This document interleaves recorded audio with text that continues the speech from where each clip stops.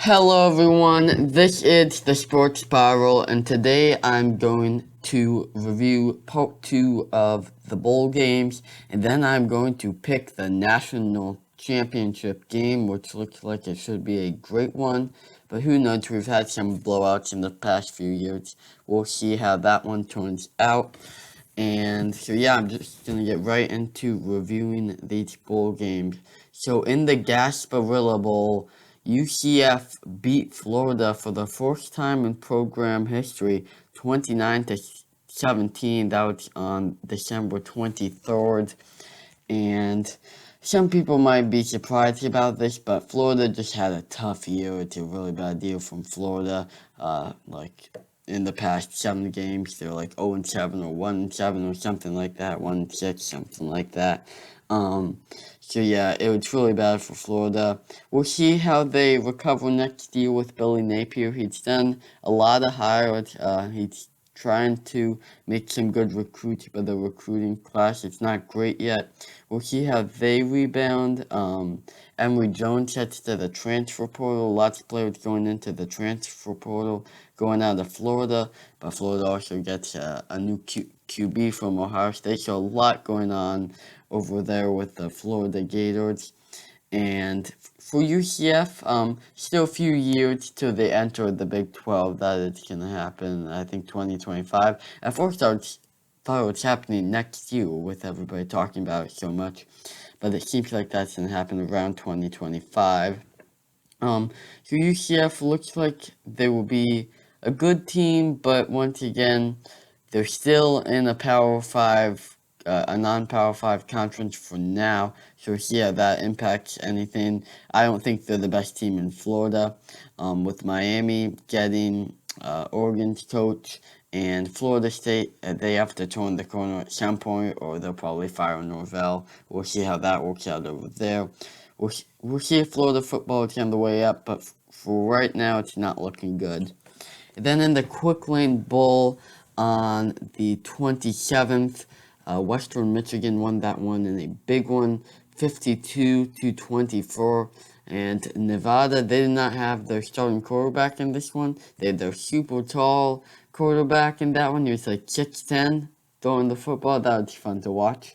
So yeah, that was the only game that day because the Military Bowl was canceled for the game. For the bowls that I picked were canceled, 5 were canceled in total, I believe. So a lot of bowls canceled due to this new strain of COVID. So yeah, but we're over it now, and luckily we got most of the games. It could have been much worse.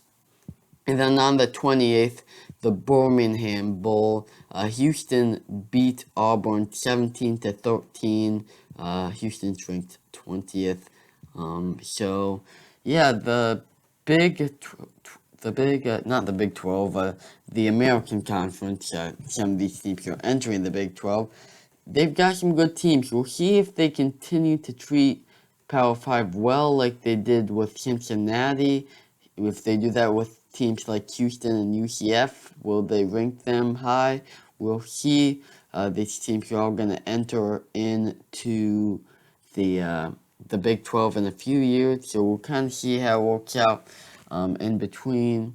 But Auburn, they've got quite some rebuilding to do. Bo Nix left, and they just really have not been good this season, so Auburn's got a lot of rebuilding to do there. So then the First Responder Bowl, Air Force got that one done over Louisville, 31-28, and then in the Liberty Bowl, Texas Tech, this was surprising to me. They won versus Mississippi State, 34-7. I thought Mississippi State was a decent team, but no, they got blown out in this one. A good game there for Texas Tech. And then the Guaranteed Rate Bowl, Minnesota won this one 18-6 versus West Virginia. Minnesota, a few years ago, they were pretty good. We'll see if they can get back up to that same level of play. And then another canceled bowl here was the Holiday Bowl. And then on the 29th, the Alamo Bowl. This was a high-scoring matchup. Oklahoma versus Oregon. Oklahoma's offense looked really good in this one, but Williams went into the portal, so we'll see what it's in store for Oklahoma under Venables. They've got a similar setup to teams like UCF, where they're going to stay in the Big 12 for a few more years, and then they are going to eventually go into the SEC. So that will be interesting to watch. And then Oregon, they've got Bo Nix coming in next year, but might be a bit of a quarterback battle there. We'll see how that plays out, and we'll see if Oregon can be a CFP contender. Maybe not next year. Both of these teams could be, but also both do have new coaches, so we'll see how that turns out. So 47-32 for Oklahoma there. And then in the Cheez-It Bowl, Clemson won. Not the best year for Clemson, with they're bad this year, their offense can't do anything. And yes, their offenses are great, but maybe they come back, maybe they switch quarterbacks next year. Clemson could get right back into the playoff conversation for sure. So Clemson beats Iowa State here 20-13, and I think Clemson only had 3 losses this year, so it ended up being a pretty good season for Clemson. Not a playoff season, but a pretty good one. And then in the Pinstripe Bowl, Maryland absolutely demolished Virginia Tech 54-10 to its brother Talia, was pretty good in that one. And so, yeah, a big win there for Maryland. And then in the Fenway Bowl, that one was also canceled. So we've had 3 canceled so far as we go through. And then at the 30th, we're now at December 30th, where we have the first New Year's Six, the Peach Bowl. Michigan State got that one done. They won 31-21 over Pitt. And Pitt, they were starting without Pickett, and then I think their second string got injured, so then they had to play their third string. So it wasn't great for Pitt. They didn't get blown out, though. They only lost by 10. And then in the Mayo Bowl, South Carolina won that one over North Carolina, 38-21. So Shane Beamer got dipped in the Mayo in that one. And then in the Music City Bowl, Purdue won in a thriller versus Tennessee, 48-45 in overtime. That was a good game. And then in the Las Vegas Bowl, Wisconsin beat Arizona State, 20-13. I know I'm going through these pretty fast, but now we have some bigger games, so I'm going to talk about those. So on New Year's Eve, the Cotton Bowl, that was the semifinal for Alabama and Cincinnati. So, yeah, Alabama got it done here. Young, they didn't throw as much. They went more with a running game, and Robinson, that's just what Saban does. He can adapt. He's the best coach of college football. For now, at least. We'll see what he does in the national championship, because they won 27-6. I know, Cincinnati, they shouldn't have been in or whatever. Yeah, lots of debates about the college football playoff and if it should be renovated or anything like that. And we'll just see. It's really how the final game is to me. We'll see how the game is tonight with Alabama and Georgia. So that will be the key thing, I think. But just the SEC, it's a lot better than anyone else. Cincinnati, their offense just couldn't get going. Alabama's defense played well, but their defense did play pretty good. They only allowed 27 to Alabama, so that was pretty good from Cincinnati, but a big one there for Alabama nonetheless. And then in the Orange Bowl, Georgia blew out Michigan. This was the one I wasn't expecting. I was expecting this to be a close game, but Georgia just blew out Michigan 34-11. It was 34-3 most of the game, so it's really a bigger blowout. So yeah, big blowout there. And then in the Gator Bowl, Wake Forest won 38-10 over the replacement team, Rutgers. They stood in for Texas A&M. And then in the Sun Bowl, another replacement team, Central Michigan, came in and they won the game 24-21. And that Arizona Bowl was canceled. So, yeah, those are the 4 games canceled now. And then on New Year's Day, the Fiesta Bowl, this was a good one. Notre Dame started out with a pretty comfortable lead, and then Oklahoma State roared back to win the game 37-35. So we'll see how this new era goats for Notre Dame. They were playing pretty well, and then they just like blew the lead. So yeah, they win that. They lost that one to Oklahoma State. And then the Rose Bowl. This was a pretty ridiculous game. You had punt returns, kickoff returns, and just so much yardage from the Ohio State team offensively. Their lead receiver had like 300 something yards. Stroud had like 500 or 500 yards and 5 touchdowns. How many yards Stroud has thrown this year? It's just incredible. He threw like 400 yards and 5 touchdowns in many of the games this year. He is incredible. We'll see how he does over the next few years, and if Ohio State can get back into the playoff. I think they will maybe next year. That's definitely a big possibility.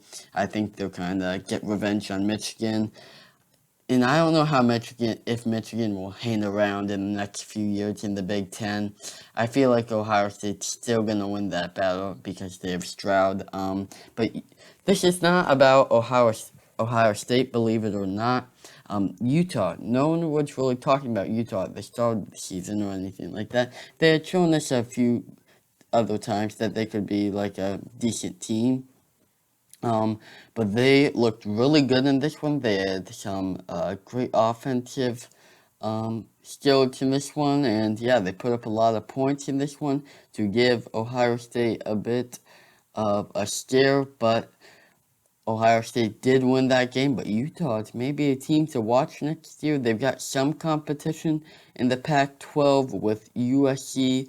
They've got Lincoln Riley now, and then Oregon. We'll see how things go in the Pac-12, but the Pac-12 could be interesting next year or it could not. This year, they just kind of killed themselves off at the very beginning, and then they kind of played strong the rest of the way through. That's what Utah did, and so yeah, then the Sugar Bowl. Baylor won this one 20-7 over Ole Miss, but this shows why people don't want to play in the bowl games when they're about to go into the NFL, because Matt Corral, who we thought was going into the NFL, I think he still is, he got injured in this one, and it looked like a pretty bad injury. It wasn't like gruesome or anything, but we'll see how severe the injury is. So yeah, we'll see about that. For Ole Miss, we'll see how they go about their future. They're going to be without their starting quarterback now, so yep, here's the Citrus Bowl. Kentucky won this one versus Iowa 20-17. And so yeah, I'm just going to move on. In the Outback Bowl, Arkansas won versus Penn State 24-10. And then in the Texas Bowl, Kansas State lost this one, or won this one over LSU 42-20, a blowout game there, but LSU was really in the transition there, backup quarterbacks and all kinds of stuff. But for my picks, I was not good in the bowls. I went 10-13, and on the season, I'm 178-77. So yeah, not a good record on the bowls, but we'll see if I can win the last game of the season. This is the National Championship preview. Alabama, number 1, going against number 3, Georgia. 2 SEC teams meeting up, and I believe Georgia's favored by 2.5 here, so they're still taking Georgia. I am not personally. I'm taking Alabama by 7, 34-27 in this one. So yeah, I've just got Alabama. Alabama's like 3-0 as an underdog recently, but recently it's the past 10 years because they've like never been an underdog, so that's pretty funny. That was one of the stats and one of the games that they were showing. I found that pretty funny. So yeah, SEC matchup. The SEC reigned supreme here. We'll see. It's pretty much just been Alabama and Georgia recently, though. I know we had LSU that one year, but the teams that are staying the top are Alabama and Georgia over the past 5 years or so. So we'll see if another team could join, and if possibly maybe one year, if maybe the SEC is just so much better than everybody else, that 3 teams could get it. And I don't know if that's a possibility, but with these blowout games in the semifinals, it might be something to consider, as weird as it sounds. So here are the projected statistics for each player. So Bryce Young, I think he'll have a pretty good game. 27 to 42 for 291 yards and 3 touchdowns for 4 carries and 43 yards. It's good as the Georgia defense is. Bryce Young is really good as well, and I don't think they're going to be able to stop him that much. They might be able to force a few incompletions, but I think he'll play pretty well. And then Brian Robinson, I think you have a good game. They'll probably turn to him later in the game, give him like 10 carries in the fourth quarter or something like that. I think he'll rack up the yardage, though. I think we'll get over 100 yards. I've got him with 104 yards and a touchdown on 20 carries. And then the leading receiver will probably be Jameson Williams. They're without Mechie for receiving, so that is very interesting. And they're going to have to turn to some of their lower receivers that, like their second strings and the ones that they don't target quite as much.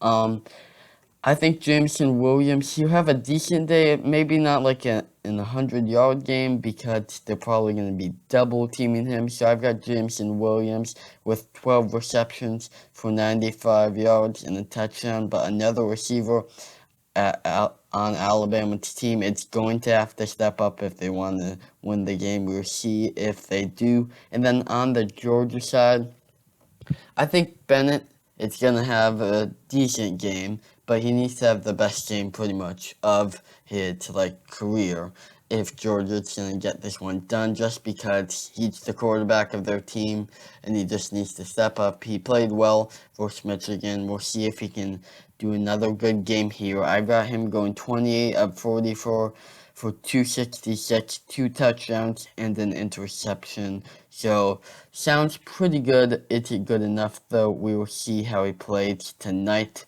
at the National Championship. And then for the running back, I've got James Cook with 17 carries and 66 yards. Not the best, decent, but not the best. We'll see how that Georgia running game is. It's also going to have to be good if they're going to want to win the game. And then as the leading receiver, it's been the tight end, Brock Bowers. They just haven't had really a wide receiver step up. He's been the main one quite a few of the games. So I've got him with 12 receptions for 113 yards and a touchdown in this game. So yeah, some other receivers are going to have to step up as well for Georgia, like the Alabama situation. So I have Alabama in a close one here, 34-27. Could be a blowout for Alabama, but I would be quite surprised if Georgia blew out Alabama. We'll see if Kirby Smart can finally get it done versus Nick Saban. This is it for Georgia. They've had this chance quite a few times, just playing them regularly, but only like one other time recently in the playoff.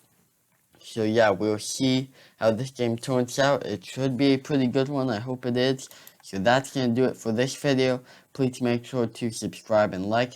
And this is the Sports Spiral. Bye.